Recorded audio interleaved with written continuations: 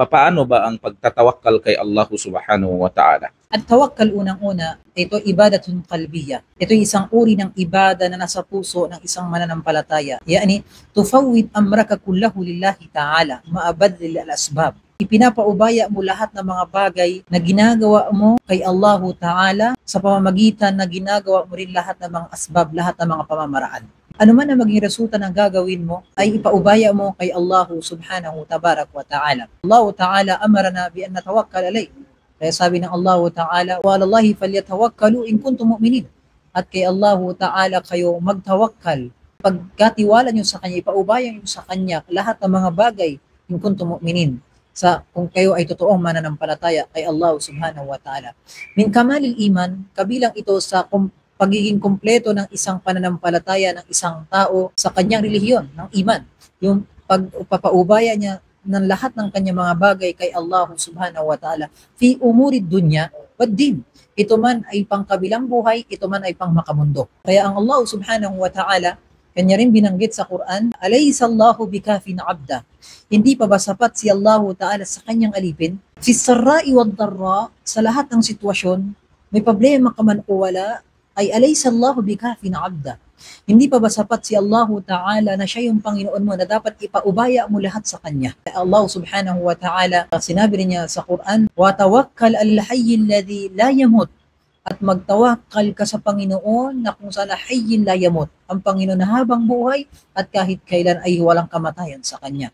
Doon natin ipagkatiwala lahat ng mga bagay natin kay Allah Subhanahu Tabarak wa Ta'ala. Kaya nga sabi ng Allah Ta'ala patungkol kay Propeta Muhammad sallallahu alaihi wasallam sa Quran, alladhina qala lahumun nas inna nas qad jama'u lakum fakhshawhum fazadahum imana. Ang mga Quraysh, gumawa sila ng mga plano laban kay Propeta Muhammad sallallahu alaihi wasallam. Si Propeta Muhammad sallallahu alaihi wasallam, ito yung panahon na siya ay maghijra sa Madina para takasan niya yung mga tao na ang Rasulullah sallallahu alaihi wasallam nandun yung kanyang tawakkal kay Allah Ta'ala na wallahu ya'simuka minan nas. Si Allah Ta'ala poprotektahan siya laban sa mga tao na laban sa kanya. Poprotektahan siya ng Allah Subhanahu wa Ta'ala. Nandun yung kanyang tawakkal ni Propeta Muhammad sallallahu alaihi wasallam. Yung pinaubaya niya lahat kay Allah Subhanahu wa Ta'ala. Si Musa alayhi salatu wasalam, nung papatayin siya ni Fir'aun pati yung mga Banu Israel na sila ay aalis ng Egypt at pupunta sila ng Palestine at tatakas sila at ipinaputos ng Allah at lisanin nila yung Egypt patungo ng Palestine. Lahat sila ay tumakas at si Fir'aun, fa'atba'ahum Fir'aun wa junudu. At sinundan sila ni Fir'aun, pati yung mga sundalo ni Fir'aun. At umabot sa punto, nandun na sila sa harap ng karagatan. Wala silang matatakbuhan. At sabi ng mga Banu Israel kay Musa alayhi salatu wasallam, ya Musa, inna lamudrakun. Ya Musa, maabutan na tayo ni Fir'aun. Syuf tawakkal. Tignan mo yung tawakkal ni Musa alayhi salatu wasallam dito. Sa harap niya yung karagatan, sa likod niya si Fir'aun. Wala kung tutuusin at iisipin ng isang tao ay wala siyang matatakbuhan. Walakin na amrullahi ta'ala. Pero yung kapalaran kapag itinakda ng Allah Ta'ala, nandun yung tawakkal ng isang tao kay Allah Ta'ala. Anong sagot ni Musa alayhi salatu wassalam? Sabi ni Musa alayhi salatu wassalam, kalla inna ma'iya rabbi sayahdin.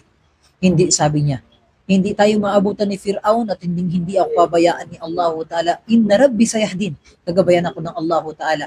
Sino mag-aakala ng isang tungkod ni Musa alayhi salatu wassalam na ito pala yung magiging sabab na kung saan mabibiyak ng karagatan sa kalagitnaan ng mga mata ng tao at nakikita nila at dito na iniligtas ng Allah Ta'ala si Musa alayhi salatu wassalam. Kaya nga sabi ng Allah Ta'ala, Suratul Baqarah binanggit niya, wa idnajjaynakum min ali Fir'aun wa agraqna ala Fir'aun wa antum tanzurun. At nakita, na-witness ng mata ninyo na nilunod namin si Fir'aun at nakatakas kayo sa mula kay Fir'aun wa antum tanzurun. Nakikita ninyo yun. At ang pinakamalaking dahilan kung dito ng isang mananampalataya yung pagtawakkal nila kay Allah Ta'ala. Yung pagtawakkal ni Musa alayhi salatu wassalam kay Allah Subhanahu wa Ta'ala. Lamma ulqiya Ibrahim alayhi salatu wassalam finnar. Pinatapon si Ibrahim alayhi salatu wassalam sa apoy na inipon nila na umabot na Yaqulu Ibn Kathir rahimahullah, binanggit ng Ibn Kathir rahimahullah na yung inipon ni Namrud sa isang lugar na inipon niya yung mga panggato na yun, umabot na inipon nila ng 40 days yun. Para lang sunugin si Ibrahim alayhis salam sa gitna ng lugar na yon. Na inipon nila yung mga panggato na yon. Kaya nga dito sabi, hasbunallah, hasbiyallah wa ni'mal wakil. Dahil sa pagkaroon niya ng pagtawakkal kay Allah Ta'ala, mamassatun nar. Hindi siya dinapuan ng apoy na yun. Kaya nga nung sinabi ng Allah Ta'ala, kuni bardan wa salaman ala Ibrahim. O sabi ng Allah Ta'ala, maging malamig ka at maging mapayapa ka kay Ibrahim alayhi salatu wassalam. Sinabi ng mga ulama, kung sinabi lang daw ng Allah Ta'ala, kuni bardan, maging malamig ka lang, mangyayari maging ice daw magiging ice yung mga nasa paligid ng si Ibrahim alayhi salatu wassalam. Sobrang lamig na yun. Ngunit sinabi ng Allah Ta'ala, wasalaman, maging mapayapa rin kay Ibrahim alayhi salatu wassalam, ay umabot sa punto na kung saan kay Ibrahim ay wala rin nangyari sa kanya. Allah. Una, yung tawakkal ng isang tao, yung tawakkal ni Propeta Ibrahim alayhi salatu wassalam, yung tawakkal ni Musa alayhi salatu wassalam, wa kadhalika Nuh alayhi salatu wassalam. Nung sinabi ni Nuh alayhi salatu, "Kad kafar man fil ardi jami'a."